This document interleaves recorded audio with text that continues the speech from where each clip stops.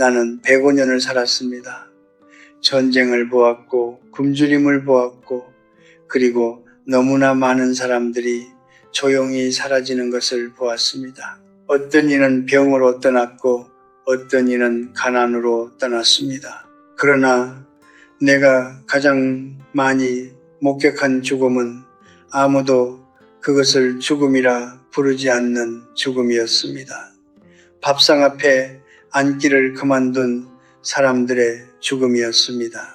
사람들은 나이가 들면 적게 먹어야 한다고 말합니다.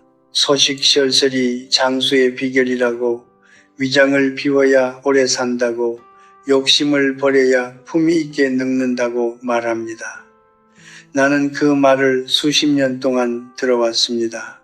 그리고 수십 년 동안 그 말이 얼마나 많은 노인들을 조용히 무너뜨렸는지를 지켜보았습니다. 잘 들으십시오. 소식하는 노인이 오히려 더 빨리 쓰러집니다. 이것은 의학 교과서의 이야기가 아닙니다. 이것은 내가 105년 동안 사람들의 얼굴을 보며 그들의 마지막 몇 해를 곁에서 지켜보며 깨달은 진실입니다. 덜 먹는 것이 미덕이라고 믿었던 사람들이, 스스로를 아끼지 않아도 된다고 생각했던 사람들이 어느 날 아침 혼자 욕실 바닥에 쓰러져 있었습니다. 그리고 그때는 이미 늦어 있었습니다. 나는 젊었을 때 이런 말을 들었습니다. 어른은 욕심이 없어야 한다. 나도 한때 그 말을 믿었습니다. 식욕을 줄이는 것이 절제이고 절제가 곧 덕덕이라고 생각했습니다. 그러나 90세가 넘어 내가 깨달은 것은 전혀 다른 진실이었습니다. 자신을 먹이는 것은 욕심이 아닙니다. 그것은 책임입니다. 살아있는 사람으로서 스스로에게 지는 가장 기본적인 책임입니다. 노년의 밥상은 절약의 자리가 아닙니다. 그것은 생명을 지키는 자리이고 품위를 지키는 자리입니다. 한 끼를 정성껏 차려 앉는다는 것은 오늘 하루도 내가 여기 있겠다는, 아직 끝나지 않았다는 선언입니다. 오늘 나는 여러분께 5가지 이야기를 드리려 합니다. 70세 이후 많은 노인들이 자신도 모르게 빠져드는 5가지 식사 습관에 대한 이야기입니다. 이 습관들은 하나같이 겉으로는 검소하고 절제된 것처럼 보입니다.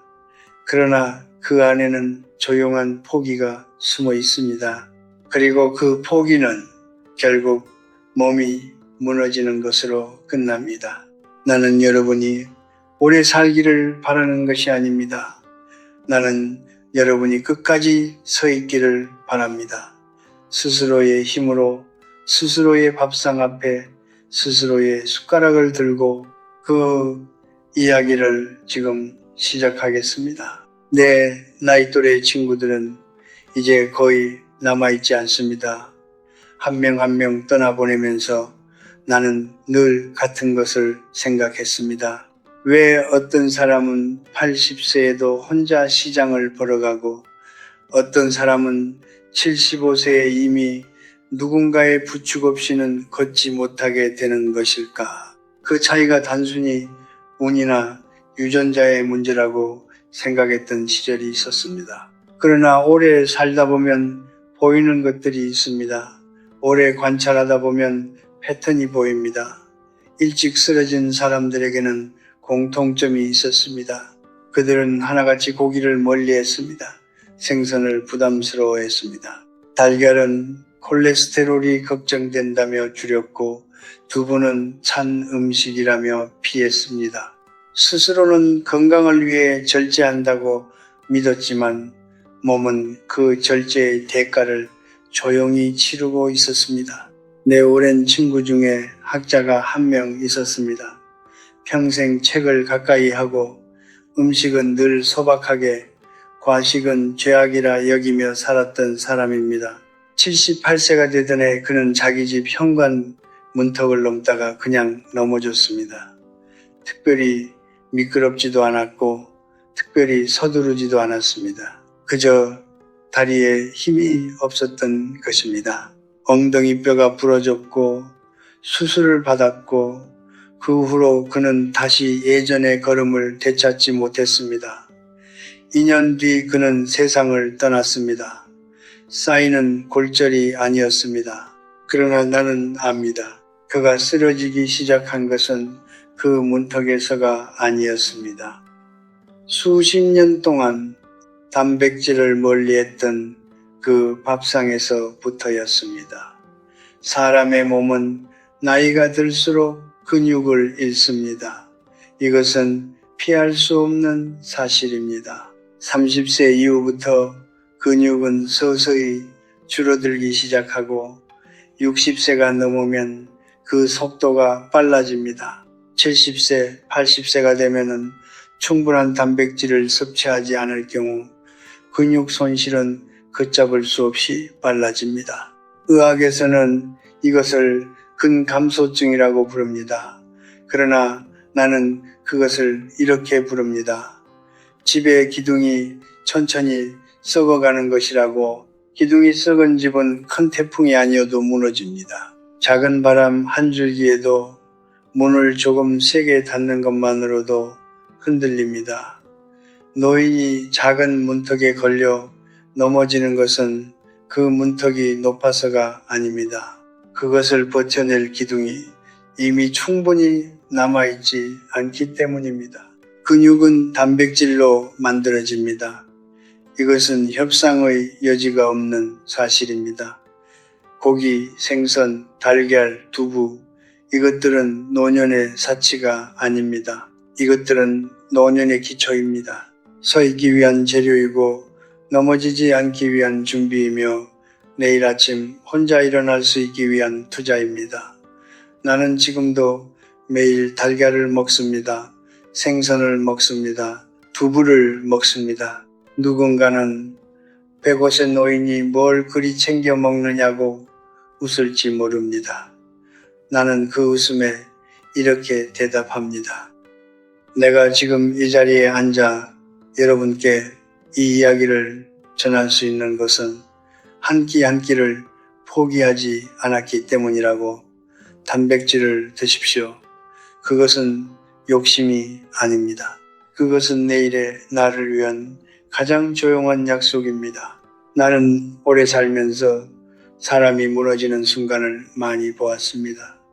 어떤 무너짐은 갑작스럽습니다. 어느 날 아침 갑자기 쓰러지고 갑자기 입원하고 갑자기 세상이 달라집니다. 그러나 내가 더 자주 목격한 무너짐은 그런 종류가 아니었습니다. 그것은 아주 천천히 왔습니다. 너무 천천히 와서 본인도 가족도 눈치채지 못하는 사이에 조용히 그러나 확실하게 진행되는 무너짐이었습니다. 그리고 그 무너짐은 거의 언제나 같은 곳에서 시작되었습니다. 아침 식사를 거르는 것에서부터였습니다. 입맛이 없어서요. 나이 드신 분들이 가장 많이 하시는 말씀입니다. 아침에 일어나도 딱히 먹고 싶지 않고 점심은 과일 몇 조각으로 때우고 저녁은 죽 한 그릇이면 충분하다고 생각합니다. 스스로는 소식하는 것이 몸에 좋다고 믿습니다. 그러나 몸은 그렇게 생각하지 않습니다. 몸은 조용히 비상사태를 선언합니다. 사람의 몸은 연료로 움직입니다. 자동차가 기름 없이 달릴 수 없듯 사람도 음식 없이는 하루를 버틸 수 없습니다. 젊었을 때는 몸에 여유가 있습니다. 한 끼를 거르더라도 저장된 에너지가 있어서 버팁니다. 그러나 나이가 들면 그 여유가 사라집니다. 70세가 넘은 몸은 저장 창고가 텅 비어 있는 것과 같습니다. 한 끼를 걸으면 그날의 연료가 없는 것입니다. 연료가 없으면 뇌는 움직이기를 멈추라는 신호를 보냅니다. 다리는 무거워집니다. 눈이 흐려집니다. 그리고 가장 안전한 곳, 즉 바닥이나 침대 위에 눕고 싶어집니다. 누운 사람은 잘 일어나지 않습니다. 이것이 내가 105년 동안 관찰한 가장 냉정한 진실 중 하나입니다. 한번 드러눕기 시작하면은 몸은 그것을 기본값으로 받아들입니다. 근육은 더 빠르게 줄어들고 기력은 더 빠르게 떨어지고 다시 일어설 이유를 찾기가 점점 더 어려워집니다. 한 끼를 걸은 것이 하루를 눕게 만들고 하루 누운 것이 일주일을 침대에 묶어두고 그 일주일이 나머지 삶의 방향을 바꾸어 놓습니다. 너무 적은 양을 드시는 것도 마찬가지입니다. 부드러운 것만, 흰죽만, 미음만 드시는 분들이 있습니다. 씹기 불편하다고, 소화가 걱정된다고, 많이 먹으면 부담스럽다고 합니다. 그 마음을 이해합니다. 그러나 몸이 하루를 살아가는데 필요한 에너지는 그 작은 한 그릇으로는 채워지지 않습니다. 에너지가 부족한 몸은 부족한 대로 적응합니다. 덜 움직이고 덜 생각하고 덜 느끼는 쪽으로 적응합니다. 그것은 편안함이 아닙니다. 그것은 서서히 꺼져가는 것입니다. 나는 젊은 시절 전쟁을 겪었습니다. 진짜로 먹을 것이 없어서 굶었던 날들이 있었습니다. 그때 나는 배고픔이 사람을 어떻게 만드는지 보았습니다. 눈빛이 흐려지고 말이 줄어들고 생각이 느려지고 결국 앉아있을 힘조차 사라지는 것을 보았습니다. 그것은 전쟁 중의 이야기입니다. 그러나 슬프게도 나는 그와 똑같은 눈빛을 평화로운 시대의 노인들에게서도 보았습니다. 스스로 군기를 선택한 노인들에게서 끼니를 거르는 것은 그날 하루를 포기하는 것입니다. 너무 적게 먹는 것은 자신이 그만큼의 돌봄을 받을 자격이 없다고 몸에게 가르치는 것입니다. 나는 그 생각에 동의하지 않습니다. 여러분은 충분히 드실 자격이 있습니다. 아침을 드십시오. 점심을 드십시오. 저녁을 드십시오. 많이 드실 필요는 없습니다. 그러나 드셔야 합니다. 몇 끼니는 작은 선언입니다. 오늘도 내가 여기 있다는, 아직 포기하지 않았다는 선언입니다. 그 선언을 멈추지 마십시오. 나는 매일 아침 책상에 앉기 전에 반드시 한 가지를 먼저 합니다. 창문을 열고 바깥 공기를 한번 마시고 그리고 따뜻한 물 한 잔을 천천히 마십니다. 누가 가르쳐 준 것이 아닙니다. 언제부터 시작했는지도 정확히 기억나지 않습니다. 그저 오랜 세월을 살다 보니 자연스럽게 몸이 먼저 알게 된 것입니다. 하루를 시작하기 전에 몸 안을 먼저 깨워야 한다는 것을, 그 깨움은 거창한 것이 아니었습니다. 조용한 물 한 잔이었습니다. 그러나 많은 분들이 물을 잊고 삽니다. 특히 나이가 드신 분들일수록 더욱 그렇습니다. 목이 마르지 않아서요. 이 말씀을 참 많이 들었습니다. 그리고 그 말씀이 얼마나 위험한지를 저는 너무나 잘 압니다. 사람은 나이가 들수록 갈증을 느끼는 능력이 줄어듭니다. 젊었을 때는 몸이 물이 필요하다는 신호를 분명하게 보냅니다. 목이 타고 입이 마르고 머리가 아파옵니다. 그러나 70세, 80세가 넘으면 그 신호 체계가 무뎌집니다.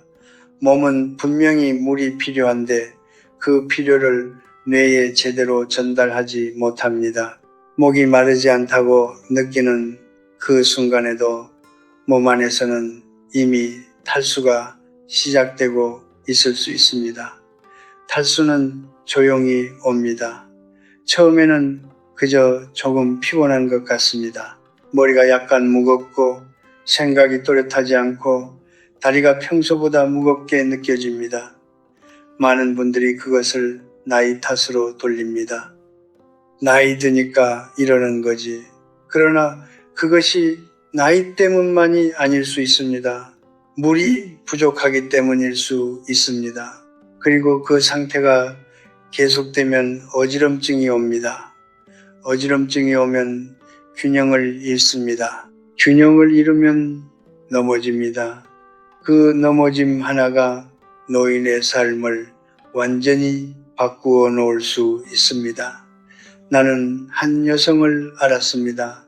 82세였고 혼자 살면서도 꽤 건강하게 지내던 분이었습니다. 어느 여름날 그분이 갑자기 현기증을 일으키며 욕실에서 쓰러졌습니다. 다행히 크게 다치지는 않았습니다만 그 사건 이후로 그분은 혼자 생활하는 것에 자신감을 잃었습니다.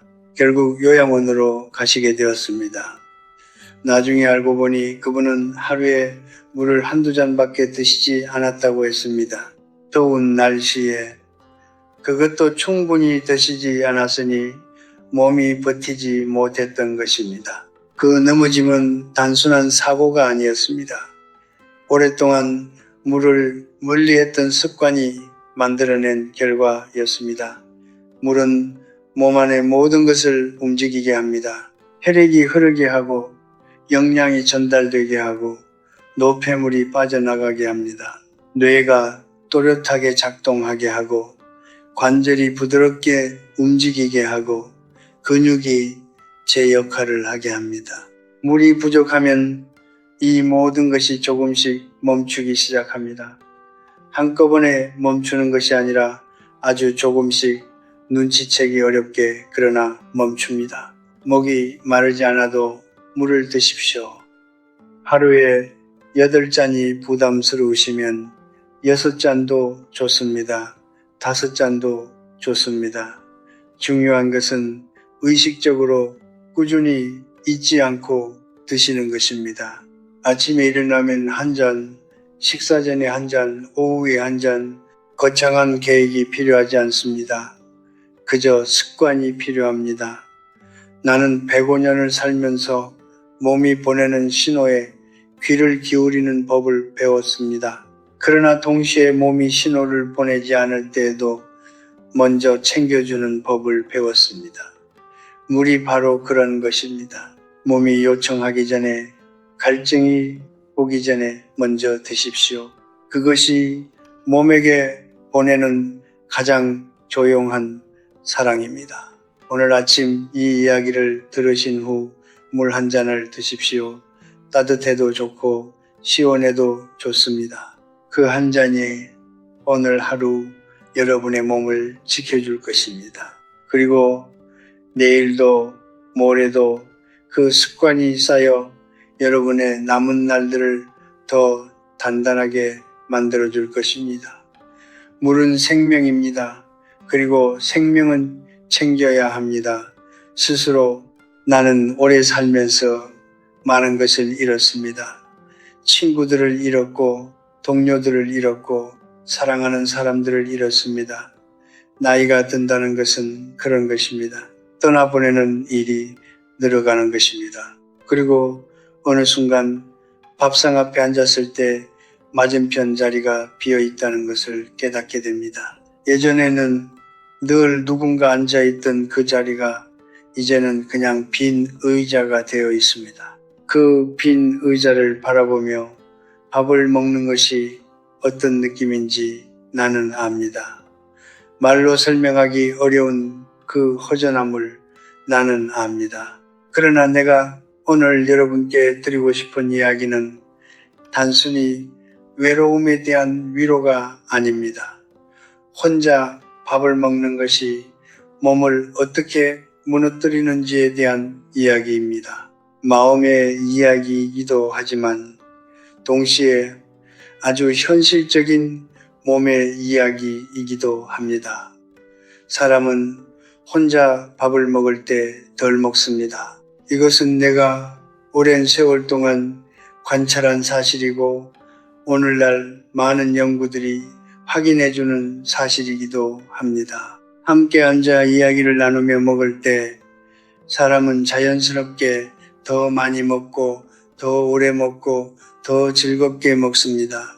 그러나 혼자 앉아 텔레비전을 보며 혹은 아무 소리도 없는 방 안에서 밥을 먹을 때는 그냥 빨리 끝내고 싶어집니다. 먹는 것 자체가 귀찮아집니다. 그리고 귀찮아지기 시작하면 어느 순간부터 한 끼를 거르게 됩니다. 그 다음에는 두 끼를 거르게 됩니다. 나는 한 남성을 알았습니다. 아내를 먼저 보내고 혼자 남겨진 분이었습니다. 자식들은 각자의 삶이 바빠서 자주 찾아오지 못했고 그분은 조용한 집에서 혼자 지내셨습니다. 처음에는 그래도 제때 밥을 챙겨 드셨습니다. 그러나 시간이 지나면서 아침은 거르게 되고 점심은 과자 몇 개로 때우게 되고 저녁만 겨우 드시는 날들이 늘어갔습니다.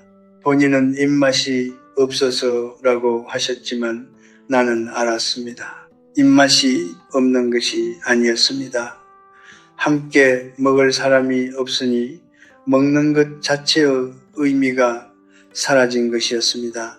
1년이 채 지나지 않아 그분은 눈에 띄게 야위었고 걷는 것도 힘들어지셨습니다. 몸이 먼저 알고 있었습니다. 마음이 밥상을 포기하면 몸도 따라서 포기한다는 것을 함께 먹는다는 것은 단순히 음식을 나누는 행위가 아닙니다.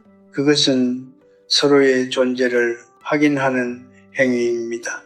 당신이 여기 있고 나도 여기 있고 우리는 오늘도 살아있다는 것을 밥상 앞에서 확인하는 것입니다. 그 확인이 없어지면 사람은 서서히 자신이 이 세상에 있어야 할 이유를 잃어갑니다. 식욕만 잃는 것이 아닙니다. 삶의 의욕도 함께 잃어갑니다. 나는 여러분께 묻고 싶습니다. 마지막으로 누군가와 함께 밥을 먹은 것이 언제입니까? 마지막으로 밥을 먹으며 웃은 것이 언제입니까? 마지막으로 밥상 앞에서 오늘 하루 어땠냐는 이야기를 나눈 것이 언제입니까? 그 시간이 너무 오래되었다면 그것은 단순한 외로움의 문제가 아닙니다.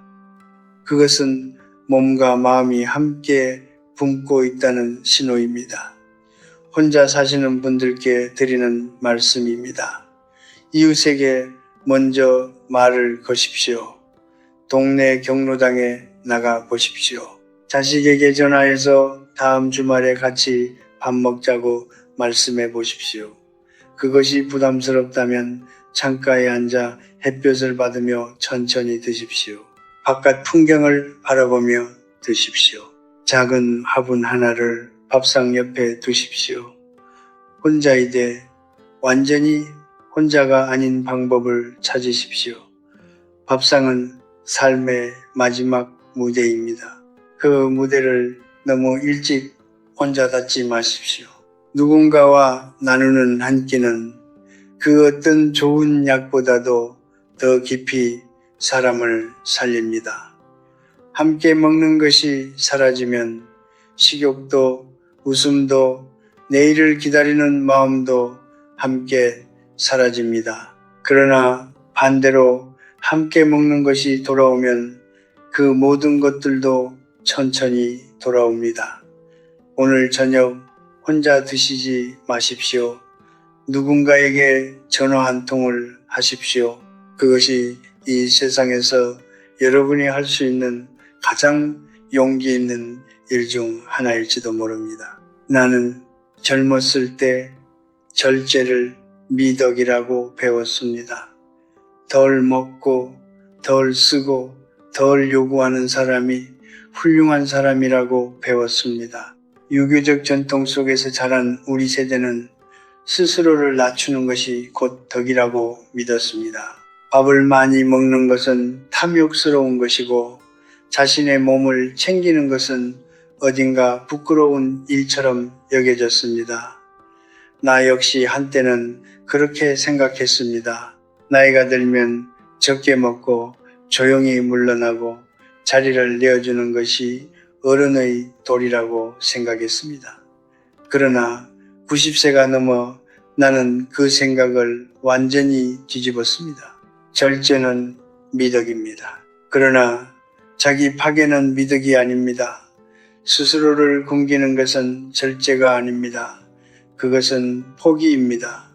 그리고 포기는 덕이 아닙니다. 나는 이제 이것을 분명히 압니다. 진정한 절제란 넘치지 않는 것이지 모자라는 것이 아닙니다. 필요한 것을 충분히 채우되 욕심을 부리지 않는 것, 그것이 진짜 절제입니다. 스스로를 잘 먹이는 것은 탐욕이 아닙니다. 그것은 책임입니다. 나는 이 말을 여러 번 되풀이하고 싶습니다. 왜냐하면 너무나 많은 분들이 이것을 거꾸로 알고 계시기 때문입니다. 자신을 위해 좋은 음식을 챙겨 먹는 것이 어딘가 죄스럽게 느껴지는 분들이 있습니다. 자식들에게 짐이 될까봐 돈이 아까워서 혹은 그냥 귀찮아서 한 끼를 거르는 분들이 있습니다. 그 마음의 밑바닥에는 나는 그렇게까지 챙김을 받을 자격이 없다는 생각이 깔려 있습니다. 나는 그 생각이 틀렸다고 말씀드리고 싶습니다. 단호하게 그리고 따뜻하게 여러분은 챙김을 받을 자격이 있습니다. 아니, 더 정확하게 말씀드리면 여러분은 스스로를 챙길 의무가 있습니다. 생각해 보십시오. 여러분이 건강하게 서 있을 수 있다는 것이 가족에게 어떤 의미인지를 여러분이 스스로 밥을 차려 먹고 스스로 걷고 스스로 생각할 수 있다는 것이 자식들에게 얼마나 큰 안도인지를 부모가 건강한 것은 자식에게 짐이 아닙니다. 그것은 선물입니다. 반대로 스스로를 돌보지 않아 일찍 쓰러지는 것이야말로 가족 모두에게 더 큰 무게를 지우는 일입니다. 자신을 잘 먹이는 것은 이기적인 행동이 아닙니다. 그것은 사랑하는 사람들을 위한 가장 조용하고 가장 실질적인 배려입니다. 나는 한국이 급격하게 발전하는 시대를 살았습니다. 가난했던 시절을 살았고 아끼고 또 아끼며 살았습니다. 그 시대의 습관이 몸에 깊이 배어있는 분들이 많다는 것을 압니다. 아껴야 한다는 것이 본능처럼 되어버린 분들이 많다는 것을 압니다. 그러나 이제는 달라져야 할 때입니다. 음식 앞에서만큼은 스스로에게만큼은 그 오래된 절약의 습관을 내려놓으셔도 됩니다. 아니, 내려놓으셔야 합니다. 오늘의 한 끼는 내일의 품위입니다.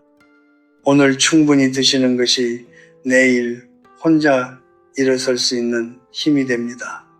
내일 혼자 일어설 수 있다는 것이 모레도 자존감을 지킬 수 있다는 것입니다. 자존감을 지킨 사람은 누군가에게 의존하지 않아도 됩니다. 의존하지 않아도 된다는 것이 진정한 자유입니다. 그리고 그 자유는 거창한 곳에서 오지 않습니다. 매일 아침 밥상 앞에 앉아 스스로를 위해 숟가락을 드는 것에서부터 옵니다. 공자는 말했습니다. 몸을 바르게 하는 것이 모든 것의 시작이라고. 나는 감히 그 말에 한 가지를 더하고 싶습니다. 몸을 바르게 하려면 먼저 몸을 먹여야 한다고. 굶은 몸으로는 바른 생각도, 바른 행동도, 바른 관계도 유지하기 어렵습니다. 잘 먹는 것은 단순히 건강의 문제가 아닙니다. 그것은 삶의 태도입니다. 자신을 존중하는 태도입니다. 밥상 앞에 앉을 때 이것을 기억하십시오. 나는 지금 나 자신을 위해 이것을 먹는다. 나는 내일도 서 있기 위해 이것을 먹는다. 나는 사랑하는 사람들 곁에 조금 더 오래 있기 위해 이것을 먹는다. 그 생각으로 드십시오. 그것이 탐욕이 아니라 사랑임을 아시고 드십시오. 잘 드시는 것은 욕심이 아닙니다. 그것은 오늘의 나를 지키는 일이고 내일의 품위를 준비하는 일이며 이 세상에 조금 더 오래 머물겠다는 가장 조용한 다짐입니다. 나는 이제 105세입니다. 이 나이가 되면 사람들은 종종 내게 묻습니다. 어떻게 이렇게 오래 사셨냐고, 장수의 비결이 무엇이냐고. 나는 그 질문을 들을 때마다 잠시 생각합니다. 특별한 약을 먹은 것도 아니고 특별한 운동을 한 것도 아닙니다. 특별한 비밀이 있는 것도 아닙니다. 내가 할 수 있는 가장 솔직한 대답은 이것입니다. 나는 한 번도 나 자신을 포기하지 않았습니다. 아프고 힘든 날에도 외롭고 지친 날에도 나는 밥상 앞에 앉았습니다. 숟가락을 들었습니다. 그리고 먹었습니다. 그것이 전부였습니다. 거창하지 않습니다. 화려하지 않습니다. 그러나 그 단순한 행위가 105년이라는 세월 동안 나를 여기까지 데려왔습니다. 매일 아침 밥상 앞에 앉는다는 것은 오늘 하루를 살겠다는 결심입니다. 그 결심이 하루하루 쌓여 한 달이 되고 한 해가 되고 결국 한 사람의 인생이 됩니다.